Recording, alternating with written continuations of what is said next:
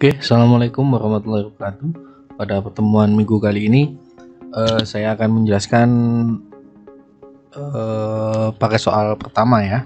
Jadi di minggu ini kalian tidak ada tugas, jadi cukup tonton video ini, penjelasan saya, pahami. Kemudian kalau belum paham, silakan bisa tanya caranya langsung WA ke saya ya, atau dibuka lagi buku paketnya, dibaca-baca lagi. Oke, yang pertama adalah paket soal 1. Nomor 1, sebutkan dan jelaskan apa yang dimaksud dengan 6M, kemudian gambarkan dengan bagan juga ya. Nah, oke, kita masuk ke buku paket ya. Paket yang pertama, halaman pertama, apa sih itu 6M gitu ya. Nah, kalau lihat 6M itu adalah M yang pertama adalah adanya man ya, man.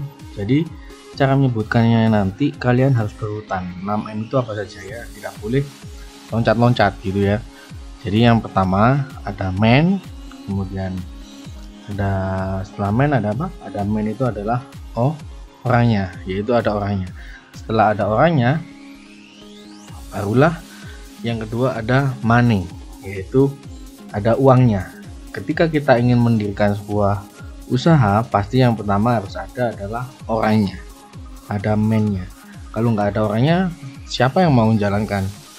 Nah, maka dari itu yang pertama yang harus ada adalah manusianya atau orangnya.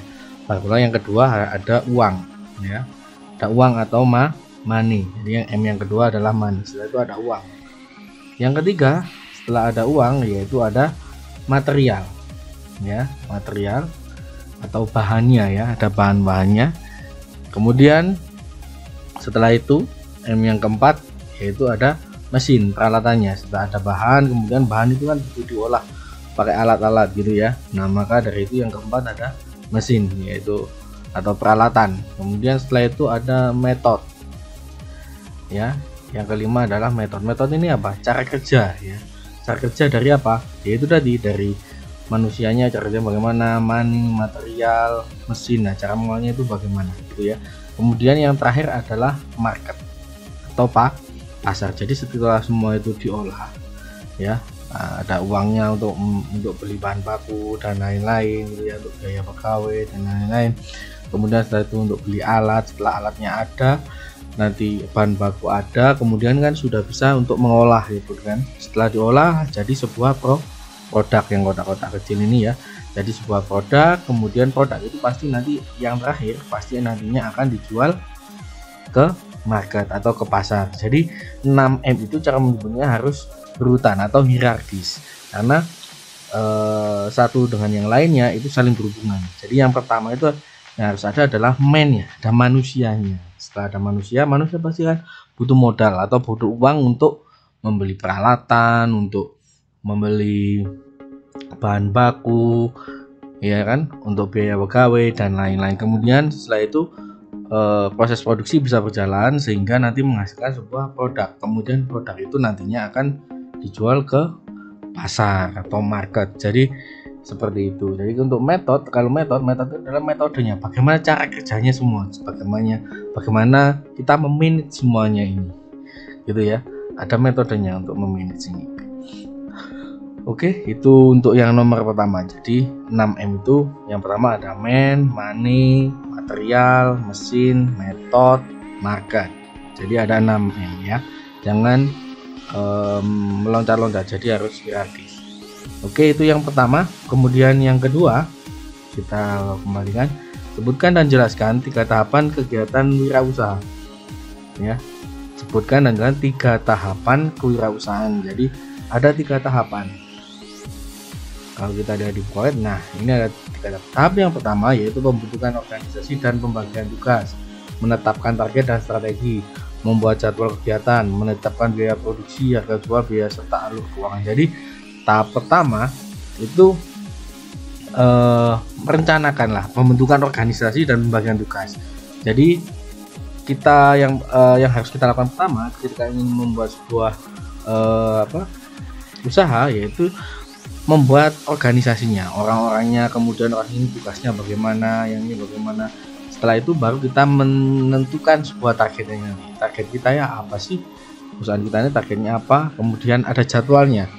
kita membuat sebuah jadwal. Nah, jadwal nanti itu ada pada bulan ini target kita apa, bulan ini target kita apa, sampai seterusnya. Kemudian yang keempat, menetapkan biaya produksi.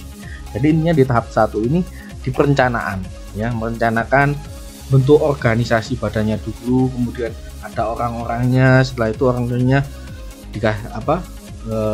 ada tupoksinya masing-masing. Setelah itu juga kita menetapkan target kita apa dan strategi kita apa agar usaha kita itu nanti bisa maju dengan pesat. Setelah itu baru membuat sebuah jadwal kegiatan, itu jadwal kegiatan yang pasti. Nanti langkah pertama yang harus kita lakukan apa di bulan pertama, di bulan kedua apa, di bulan ketiga apa, sampai seterusnya.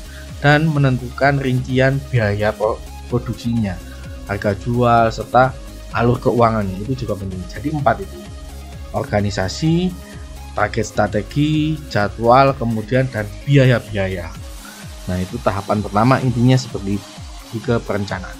Tahap kedua yaitu melakukan proses produksi. Jadi semua organisasi sudah terbentuk, semua sudah berdiri gitu ya. Nah, tahap 2 itu tahap proses produksi, yaitu melakukan produksi, ya. Setelah produksi baru melakukan quality control hasilnya, ya, maksudnya produk yang sudah jadi itu perlu dilakukan yang namanya quality control. Jadi contohnya gitu ya, biar produksi, biasanya kalau kita membeli permen 1 pak gitu ya, isinya kan ada banyak. Kadang-kadang kenapa sih kok dalam 1 bungkus yang isinya banyak itu ada permen yang isinya double atau isinya kopong gitu ya. Nah, itu karena mereka permen itu lolos dari quality control, karena biasanya mesin kan juga seperti itu ya, nggak bisa perfect terus gitu ya, mungkin ada kelewatan sedikit. Nah, itu perlu dilakukan yang namanya quality control, kualitasnya dikontrol ya, biar bisa 100% bagus gitu ya. Kemudian setelah itu dilakukan pengemasan. Jadi produk yang sudah jadi melalui quality control, setelah itu dikemas, di packing ya. Kalau kita ngomong pengemasan, kita ingat lagi ya, di kelas 10 dan 11 itu ada beberapa fungsi pengemasan ya, fungsi-fungsi pengemasan. Kemudian yang keempat ada melakukan promosi, penjualan, dan distribusi ya. Setelah dikemas, pasti barang itu nanti akan dipasarkan. Nah, pemasaran ini nggak sembarang, ada beberapa teknik promosi, penjual, dan distribusinya bagaimana gitu ya.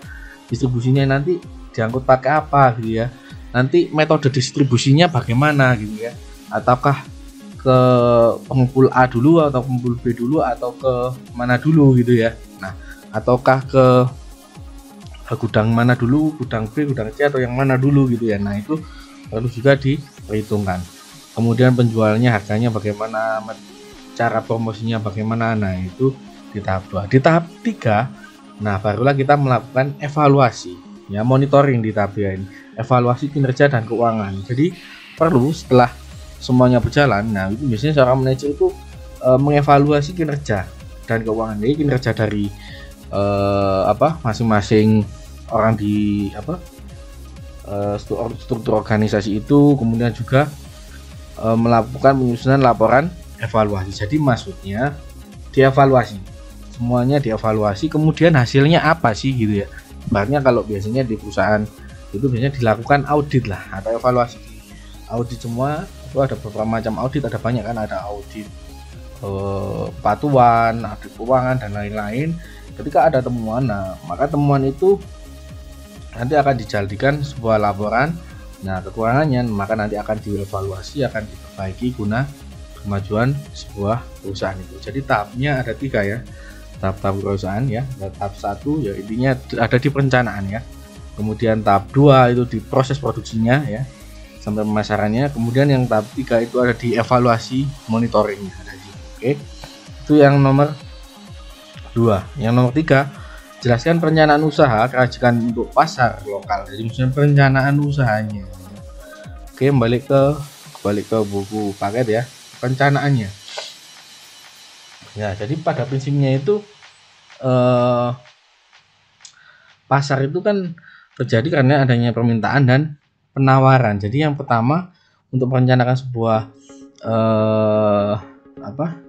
perencanaan sebuah usaha pasar lokal, kita harus melihat potensi pasar itu gitu ya. Nah, maksudnya apa? Jadi ya kita lihat kebutuhannya gitu ya. Di kebutuhannya apa sih di sekitar kita itu yang paling banyak dibutuhkan itu apa sih? Nah, itu salah satunya. Salah satu cara merencanakan kita harus tahu dulu kebutuhan pasar intinya satu ya, kebutuhan pasar. Kemudian yang kedua, apakah yang harus dilakukan ya?